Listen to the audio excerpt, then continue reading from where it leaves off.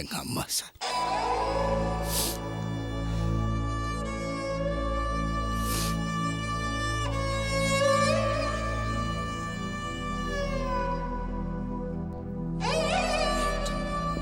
சாப்பிடு.